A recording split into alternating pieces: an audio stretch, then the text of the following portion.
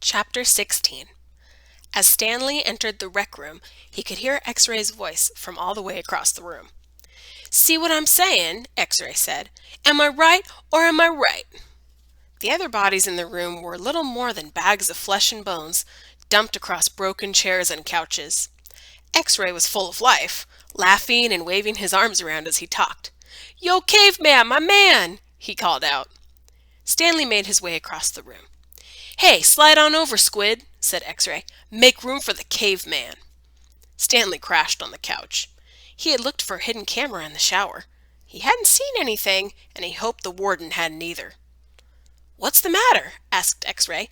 "You guys tired or something?" He laughed. "Hey, keep it down, will you?" groaned Zigzag. "I'm trying to watch TV."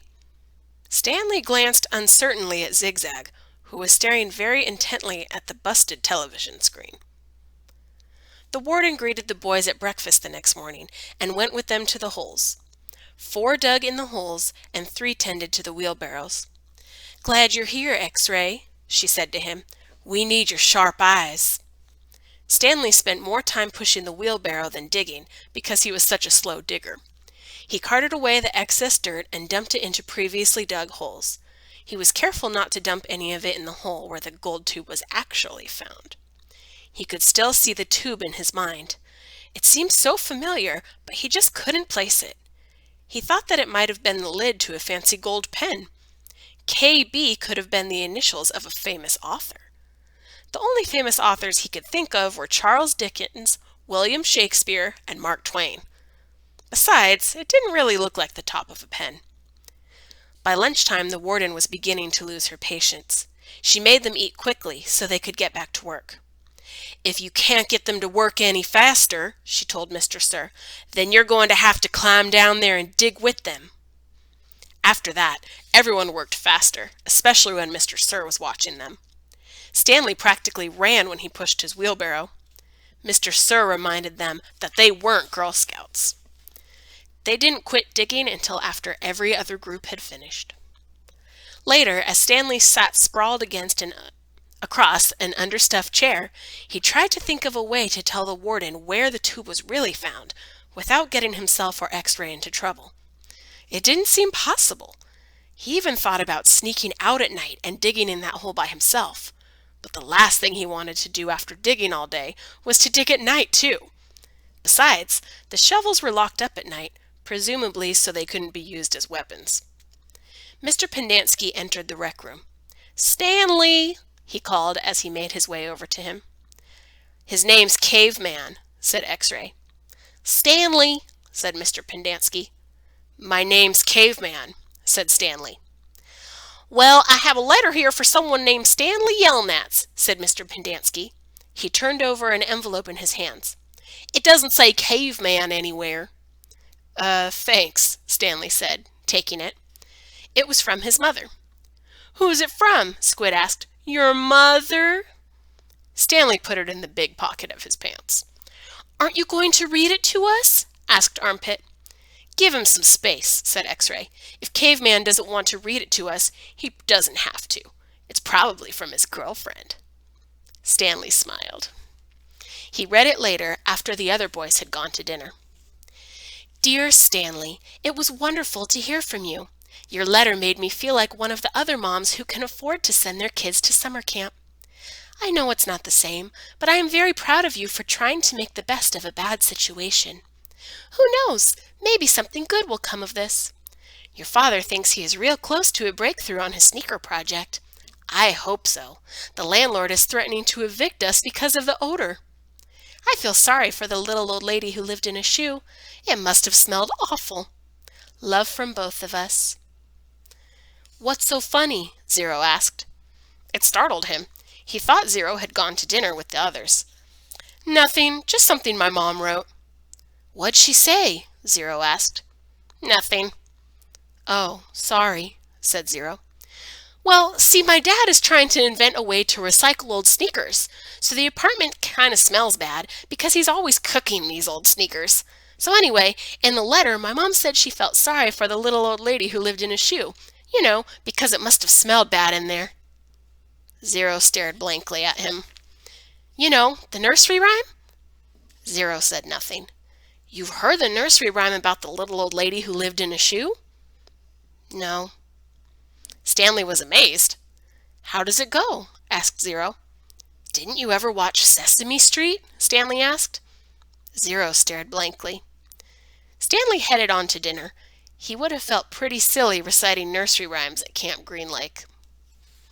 Chapter 17. For the next week and a half, the boys continued to dig in and around the area where X-Ray had supposedly found the gold tube. They widened X-Ray's hole, as well as the holes Armpit and Squid had been digging, until the fourth day, when all three holes met and formed one big hole. As the days wore on, the warden became less and less patient. She arrived later in the morning and left earlier in the afternoon. Meanwhile, the boys continued to dig later and later. "This is no bigger than it was when I left you yesterday," she said after arriving late one morning, well after sunrise. "What have you been doing down there?" "Nothing," said Squid. It was the wrong thing to say. At just that moment, Armpit was returning from a bathroom break. "How nice of you to join us," she said. "And what have you been doing?" "I had to, go." The warden jabbed at Armpit with her pitchfork, knocking him backward into the big hole.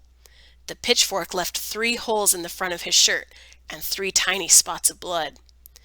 "You're giving these boys too much water," the warden told Mr. Pendanski. They continued to dig until late afternoon, long after all the other groups had finished for the day. Stanley was down in the big hole, along with the other 6 boys. They had stopped using the wheelbarrows.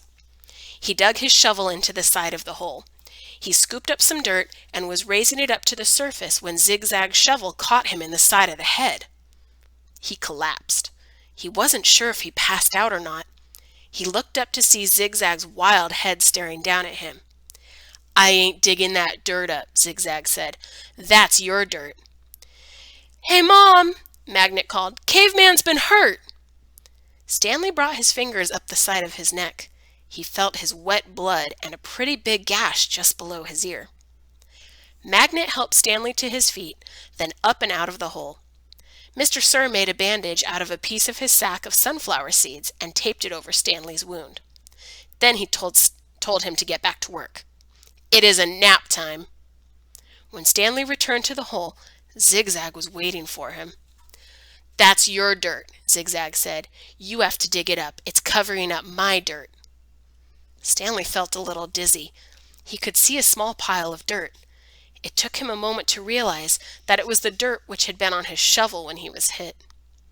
He scooped it up, then Zigzag dug his shovel into the ground underneath where Stanley's dirt had been. Chapter 18. The next morning, Mr. Sir marched the boys to another section of the lake, and each boy dug his own hole, 5 feet deep and 5 feet wide. Stanley was glad to be away from the big hole. At least now he knew how much he had to dig for the day. And it was a relief not to have other shovels swinging past his face, or the warden hanging around. He dug his shovel into the dirt, then slowly turned to dump it into a pile. He had to make his turn smooth and slow. If he jerked too quickly, he felt a throbbing pain just above his neck where Zigzag's shovel had hit him. That part of his head, between his neck and ear, was considerably swollen. There were no mirrors in camp, but he imagined he looked like he had a hard-boiled egg sticking out of him. The remainder of his body hardly hurt at all. His muscles had strengthened, and his hands were tough and calloused. He was still the slowest digger, but not all that much slower than Magnet. Less than 30 minutes after Magnet returned to camp, Stanley spat into his hole. After his shower, he put his dirty clothes in his crate and got out his box of stationery. He stayed in the tent to write the letter to Squid so Squid and the other boys wouldn't make fun of him for writing to his mother. "Dear Mom and Dad, camp is hard but challenging. We've been running obstacle courses and have to swim long distances on the lake. Tomorrow we learn..." He stopped writing as Zero walked into the tent, then returned to his letter. He didn't care what Zero thought. Zero was nobody. Learn to rock climb. I know that sounds scary, but don't worry. Zero was standing beside him now, watching him write. Stanley turned and felt his neck throb. I don't like it when you read over my shoulder, okay? Zero said nothing. I'll be careful. It's not all fun and games here, but I think I'm getting a lot out of it. It builds character. The other boys... I don't know how, said Zero. What? Can you teach me? Stanley didn't know what he was talking about. Teach you what, to rock climb? Zero stared at him with penetrating eyes. What? Said Stanley. He was hot, tired, and sore. I want to learn to read and write, said Zero. Stanley let out a short laugh. He wasn't laughing at Zero. He was just surprised. All this time he thought Zero was reading over his shoulder. Sorry, he said. I don't know how to teach. After digging all day, he didn't have strength to try to teach Zero to read and write. He needed to save his energy for the people who counted. You don't have to teach me to write, said Zero, just to read. I don't have anybody to write to. Sorry, Stanley said again. His muscles and hands weren't the only parts of his body that had toughened over the past several weeks. His heart had hardened as well. He finished his letter. He barely had enough moisture in his mouth to seal and stamp the envelope. It seemed that no matter how much water he drank, he was always thirsty.